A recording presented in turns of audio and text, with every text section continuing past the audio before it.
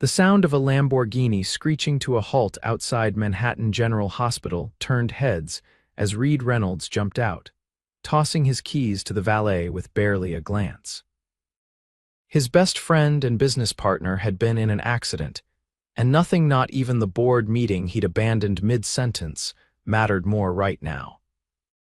Reed's custom Italian loafers clicked rapidly across the polished hospital floor as he strode toward the information desk, his tailored suit and commanding presence causing people to step aside instinctively. "I'm here for James Wilson. Car accident." "Admitted this morning," Reed said, not bothering with pleasantries. His voice was steady but tense, betraying the worry he tried to conceal. The receptionist looked up, momentarily stunned by the intensity in his steel blue eyes. "Mr. Wilson is in the trauma unit, 5th floor. Only family is permitted at this. He has no family." "I'm listed as his emergency contact," Reed cut in, already heading toward the elevators. At 32, Reed had built Reynolds Technologies from a dorm room startup into a multi-billion-dollar empire, and he was accustomed to doors opening for him. Hospital regulations were just another obstacle to overcome. The elevator seemed to crawl between floors. Reed checked his watch, a rare Patek Philippe that cost more than most people's yearly salary, and tapped his foot impatiently. When the doors finally opened on the 5th floor, he strode directly to the nurse's station. "James Wilson, where is he?" Reed demanded, his voice drawing the attention of a nurse who was reviewing charts at the counter. "Sir, you need to check in with," began an older nurse with a stern expression. "I'm Paige Brenner, Mr. Wilson's primary care nurse," interrupted a softer voice. Reed turned to find a woman in blue scrubs approaching. Her chestnut hair was pulled back in a practical ponytail, and despite the chaos of the trauma unit, her hazel eyes held a calm steadiness that momentarily caught Reed off guard. "How is he?" Reed asked, his tone softening just slightly. Paige assessed the man before her, clearly wealthy, definitely used to getting his way, but the worry in his eyes was genuine. "Mr. Wilson is stable. He has a concussion, 4 broken ribs, and a fractured femur that required surgery. Are you family?" Reed Reynolds. "I'm his emergency contact and closest thing to family he has," Reed replied, extending his hand out of habit. When she took it, he noted her firm grip and the complete absence of the star-struck reaction he typically received when people recognized his name. "Follow me, Mr. Reynolds," she said, releasing his hand and turning toward the hallway. "He's heavily sedated right now, but you can sit with him. Just don't expect much response."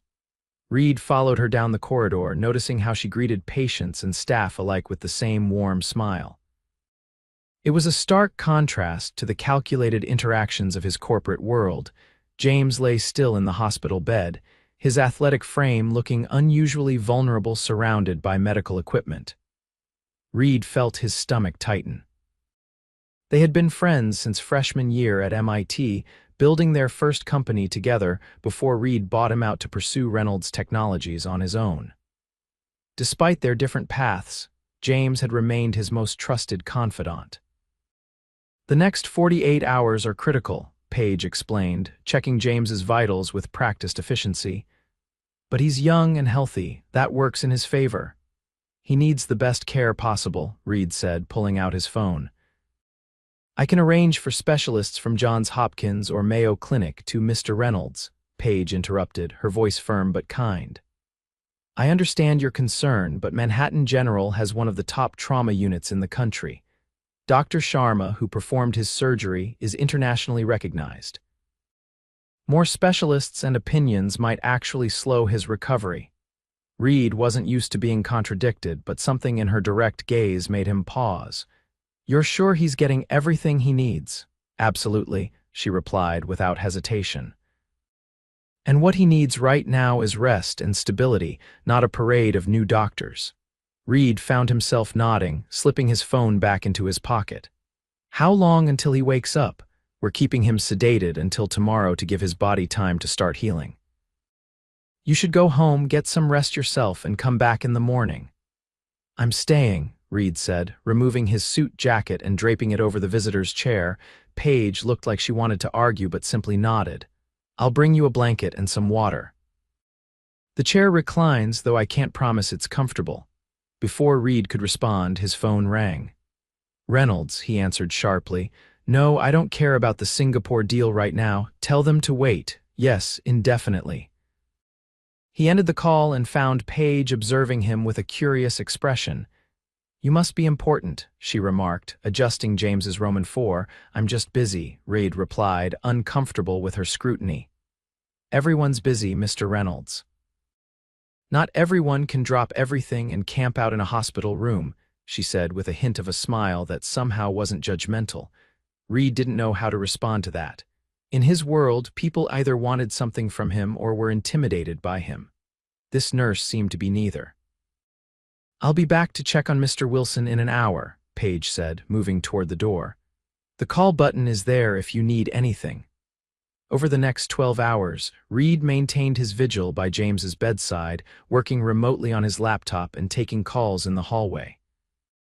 Each time Paige came to check on James, Reed found himself watching her work the gentle way she adjusted pillows, her soothing voice as she spoke to her unconscious patient, her meticulous attention to every monitor and measurement. Around 3 a.m., when the hospital had grown quiet, Paige brought him a cup of coffee without being asked. Hospital coffee is terrible, but it's hot, she said, setting it beside him. Thank you, Reed replied, genuinely surprised by the gesture. Don't you ever sleep? I'm on a double shift. Budget cuts mean we're understaffed, she explained with a slight shrug. I go off duty at 7, Reed frowned. Is that safe for the patients, I mean? It's not ideal, she admitted, but we make it work. We always do. As she turned to leave, Reed found himself asking, why nursing? You seem smart enough to do anything. The moment the words left his mouth, he regretted them. That came out wrong.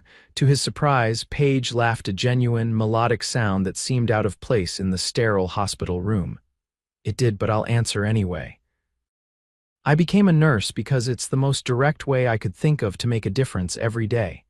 Not everyone measures success by the size of their bank account, Mr. Reynolds. Reed felt the subtle rebuke, but wasn't offended.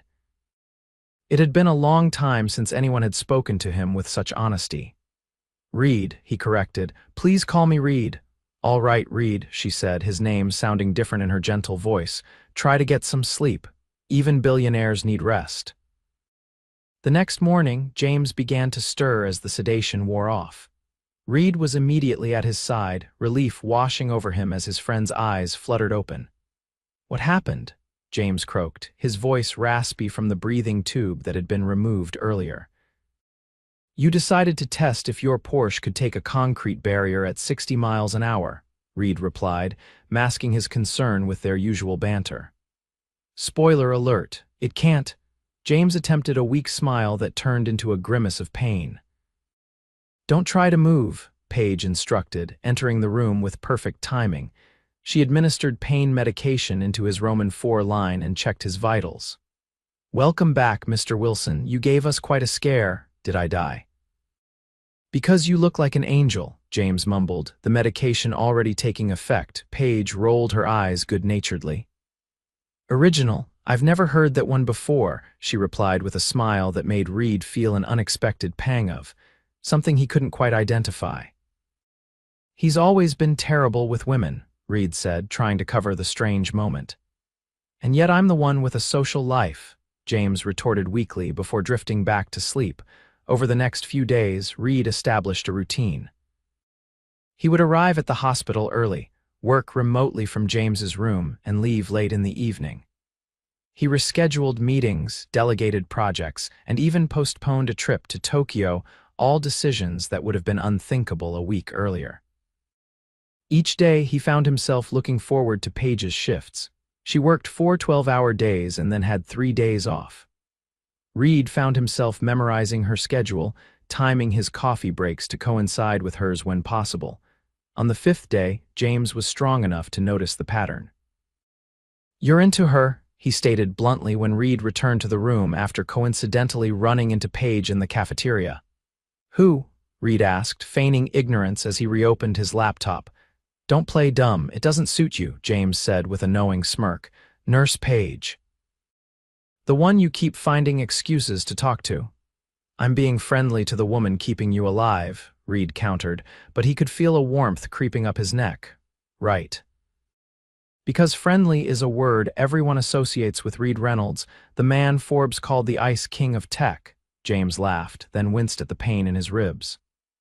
Just admit it, you like her, she's different, Reed conceded, unable to articulate exactly what drew him to Paige. It wasn't just her obvious beauty, though he couldn't deny his attraction to her. It was something more fundamental. The way she carried herself with quiet confidence, her unflinching honesty, and the genuine care she showed to everyone around her. Different is good, James said more seriously. You need more different in your life, Reed. All you do is work. Building a company takes sacrifice. Yeah, but what's the point of all that success if you're not living? James challenged. When's the last time you did something just because it made you happy? Reed didn't have an answer for that. That evening, when Paige finished her shift, Reed found himself following her to the elevator. Can I buy you a coffee? He asked, the words coming out more abruptly than he'd intended. Not hospital coffee, real coffee. There's a place across the street. Paige looked surprised, then hesitant. I don't think that's a good idea. It's just coffee, Reed insisted, then added more softly, please. I could use a break from hospital walls, and I bet you could too. After a moment's consideration, she nodded. All right, just coffee. The cafe was small and cozy, nothing like the upscale establishments Reed typically frequented. They found a quiet corner table, and for the first time since they'd met, conversation flowed without the backdrop of medical equipment or interruptions from hospital staff. Reed learned that Paige had grown up in a small town in Pennsylvania, the daughter of a factory worker and a school teacher. She'd worked her way through nursing school, turning down an opportunity at a private practice to work in trauma care where she felt most needed. What about you? She asked after sharing stories about particularly memorable patients. How does someone become a billionaire before 35? Reed found himself telling her about his childhood fascination with computers, the app he'd developed in college that caught the attention of Silicon Valley investors, and the risks he'd taken that had paid off beyond his wildest expectations. But you don't seem particularly happy about it, Paige observed, studying him over the rim of her coffee cup. The comment caught Reed off guard. I'm proud of what I've built, he said defensively. That's not the same thing as being happy, she replied simply. Their coffee stretched into dinner at Paige's suggestion, a hole-in-the-wall Thai place that Reed would have walked past without a second glance, but that served the best pad Thai he'd ever tasted. By the time he walked her to her subway stop, 3 hours had passed in what felt like minutes. Thank you, he said as they paused at the station entrance. This was nice, Paige smiled, and Reed felt that now familiar flutter in his chest. It was, she agreed. But Reed, I should be clear about something. I don't date patients' friends or relatives. It's a personal rule. It gets too complicated, Reed nodded, trying to hide his disappointment. I understand professional boundaries. It's not just that, she continued. We come from different worlds. You, and I'm just a nurse with student loans and a tiny apartment in Queens. You're not just anything, Paige, Reed said quietly, surprising himself with the intensity of his conviction. Their eyes held for a moment before Paige broke the connection, glancing at her watch. I should go, early shift tomorrow. Can we do this again? Reed asked. As friends, he added quickly, respecting your professional boundaries. Paige hesitated, then nodded. As friends. Over the next 2 weeks, as James's condition improved steadily, Reed and Paige fell into a new routine. They would meet for coffee or a quick meal after her shifts, always careful to maintain the pretense of friendship, despite the growing attraction neither could fully deny. Reed found himself sharing things he'd never told anyone: his fears about the direction of his company, his complicated relationship with his parents, the loneliness that sometimes overwhelmed him despite being surrounded by people. Paige listened without judgment, offering insights that often surprised him with their perception. In turn, she told him about her dreams of eventually opening a clinic in an underserved neighborhood, her close relationship with her younger sister, and her love of photography, a hobby she rarely had time for anymore. "You should make time," Reed said one evening as they walked through Central Park. The early spring air was crisp and the park was relatively quiet. "Life's too short to put your passions on hold indefinitely," Paige laughed softly. "Says the workaholic who sleeps 4 hours a night." "Do as I say, not as I do," Reed replied with a grin. Then, more seriously, "I'm starting to think I've been getting it wrong all these years." "Getting what wrong?" "The balance, or lack thereof," he admitted. "Meeting you has made me realize how narrow my life has become." Paige stopped walking, turning to face him. "Reed, I know, professional boundaries," he said quickly, "but those boundaries have an expiration date. James is being discharged next week."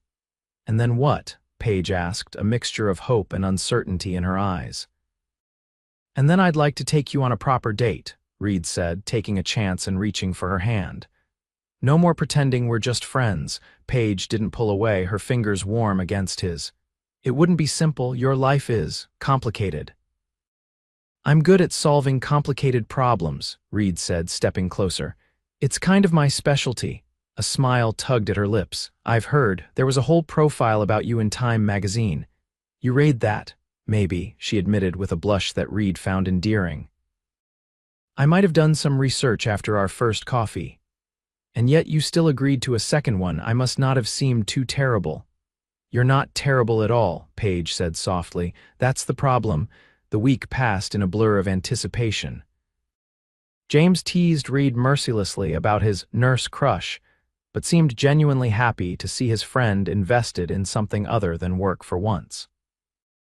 When discharge day finally arrived, Reed felt an odd mixture of emotions: relief for James's recovery, excitement about pursuing Paige properly, and a strange nostalgia for the hospital that had become a second home. "Take care of yourself," Paige instructed James as she reviewed his discharge papers, "and follow up with the physical therapist as scheduled." "Yes, madam," James replied with a mock salute. "I'll be good, I promise." "I'll make sure of it," Reed assured her.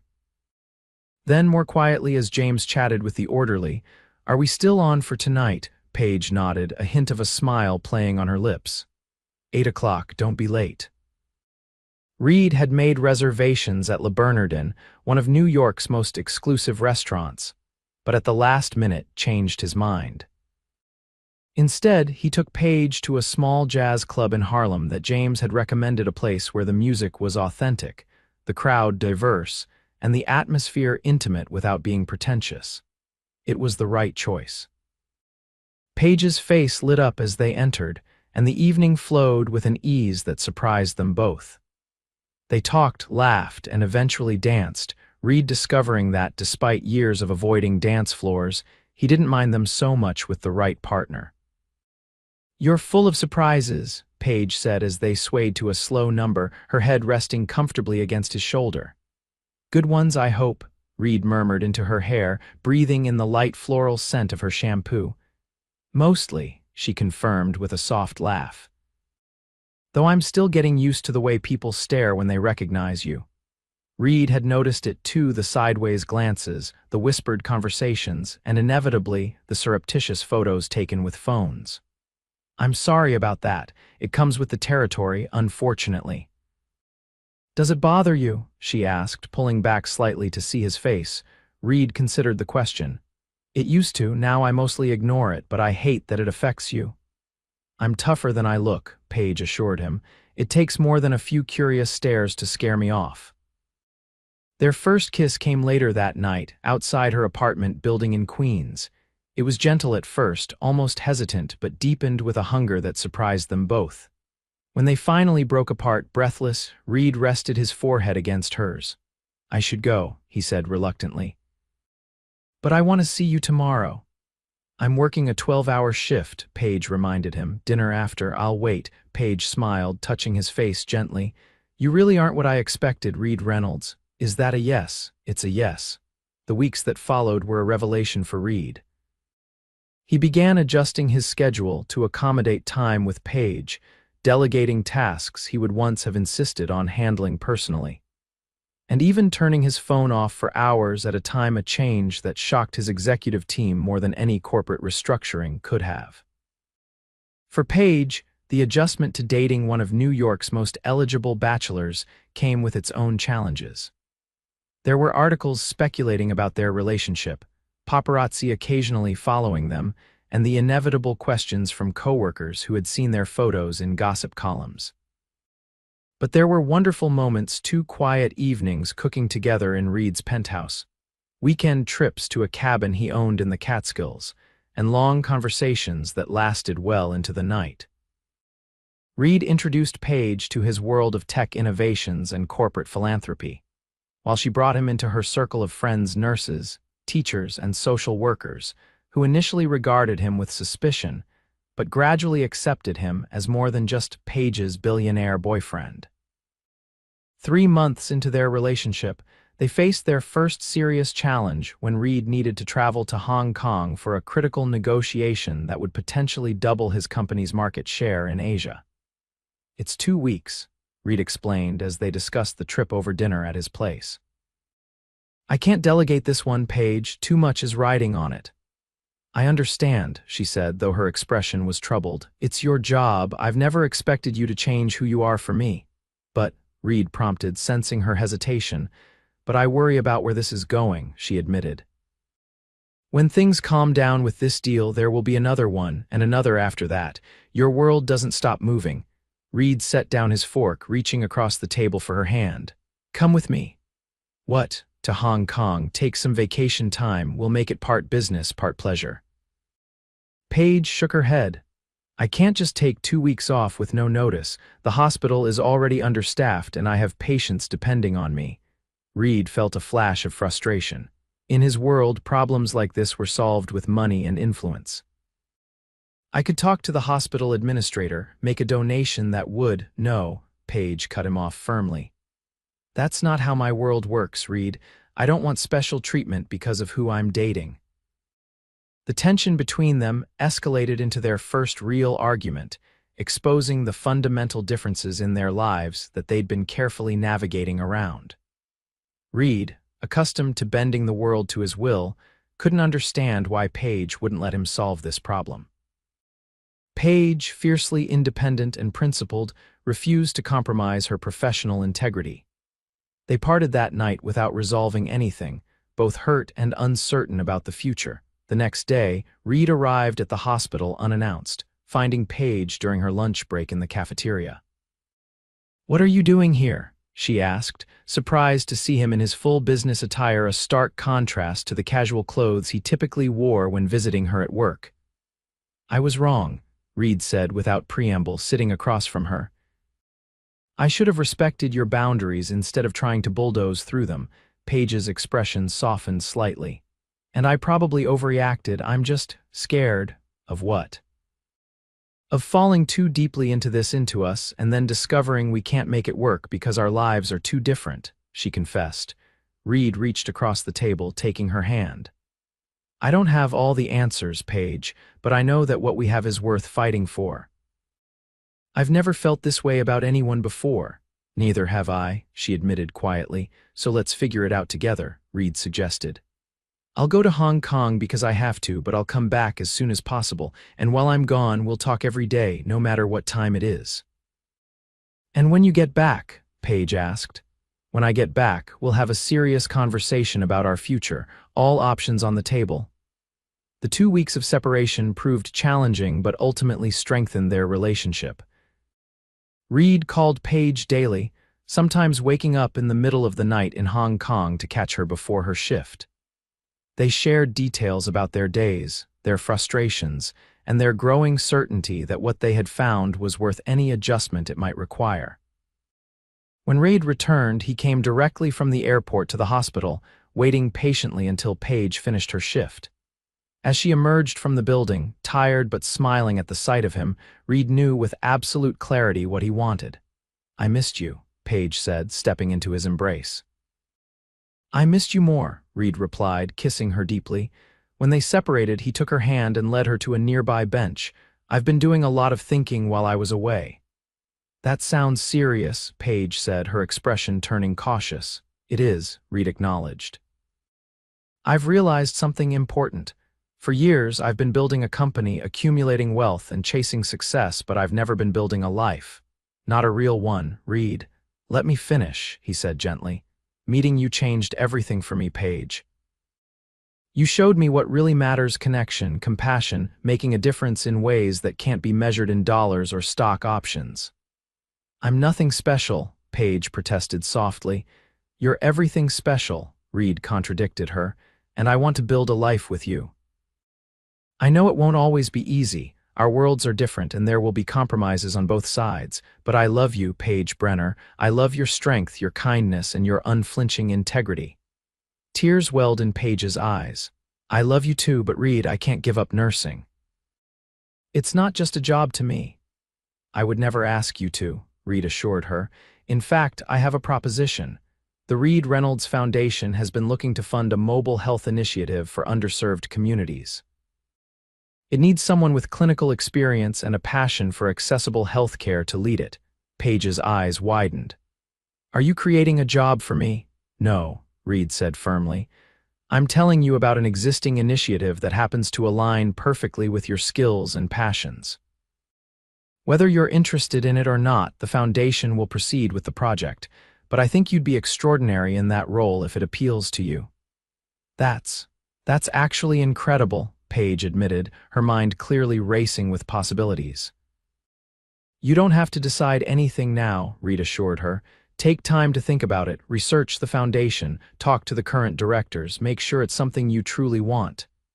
And if it's not, then we'll figure something else out, Reed said simply. I'm committed to finding a way forward for us, Paige, whatever that looks like. Over the following months, their relationship deepened as they worked through the practical challenges of blending their lives. Paige did eventually join the Reed Reynolds Foundation, but only after thoroughly vetting the organization and insisting on reporting to the board rather than directly to Reed, a boundary he respected and admired. Reed, meanwhile, reorganized his company structure to allow for a more sustainable work-life balance, appointing a COO who could handle day-to-day operations while he focused on strategic vision. He still worked hard and traveled when necessary, but no longer at the expense of his personal life. 1 year after their first coffee together, Reed took Paige back to the hospital cafeteria where it all began. As they sat at their table, reminiscing about those early days, Reed reached into his pocket. This isn't exactly the romantic setting I had planned, he admitted with a nervous laugh. What are you talking about? Paige asked, then froze as Reed pulled out a small velvet box. This exact table is where I first realized I was falling in love with you, Reed said, his voice steady despite his racing heart.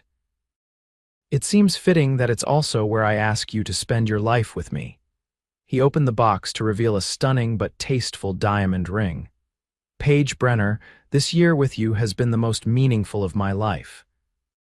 You've shown me what it means to live with purpose, to care deeply, and to build something that lasts.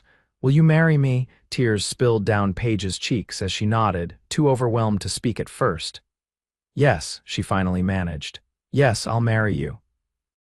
As Reed slipped the ring onto her finger, applause erupted around them. Hospital staff, many of whom had watched their relationship unfold from the beginning, had gathered to witness the moment. I might have told a few people, Reed confessed with a grin. A few. Paige laughed through her tears, looking around at the crowd of well-wishers. I wanted to share this moment with the people who matter to you, Reed explained, just like I want to share every moment of my life with you. 6 months later, they were married in a ceremony that balanced Reed's resources with Paige's preferences for simplicity and meaning. They honeymooned in Italy, where Reed surprised Paige with photography classes from renowned professionals fulfilling her long-neglected passion. Upon their return, they moved into a brownstone in Brooklyn rather than Reed's Manhattan penthouse, a compromise that gave them a true home rather than just an impressive address. They established the Brenner Reynolds Clinic in Queens, combining Reed's business acumen with Paige's healthcare expertise to create a model facility that provided top-quality care regardless of patients' ability to pay. 2 years into their marriage, they welcomed twins, a boy and a girl, who inherited their father's piercing blue eyes and their mother's compassionate spirit. Reed, once known for his relentless work ethic, became equally renowned for his devotion to his family, often bringing the children to the office or rescheduling international calls around bedtime stories. On their 5th anniversary, as they sat on the rooftop garden of their home watching the sunset over the Brooklyn skyline, Reed pulled Paige close. "Do you ever regret it?" he asked quietly. "Marrying the demanding billionaire who interrupted your shift that day?" Paige smiled, leaning into his embrace. "Not for a second, though I still maintain you were insufferable when we first met." "I was worried," Reed defended himself with a laugh. "You were arrogant," Paige corrected, "but you had a good heart underneath all that swagger." "Lucky for me you saw it," Reed said, kissing her softly. "Lucky for both of us," Paige replied. "Who would have thought that a hospital visit would change everything?"